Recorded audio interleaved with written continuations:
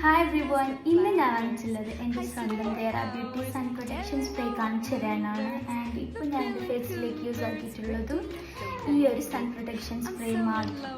And എന്നോട് കുറേ ആൾ ചോദിക്കുന്നുണ്ട് എനിക്ക് ഫേസിലേക്ക് യൂസ് ആക്കുന്നുണ്ട് ഗെയിൻ വെച്ചാൽ ഈ ഒരു സൺ പ്രൊട്ടക്ഷൻ സ്പ്രേ മാത്രമാണ് ഞാൻ എൻ്റെ ഫേസിലേക്ക് അപ്ലൈ ആക്കല്.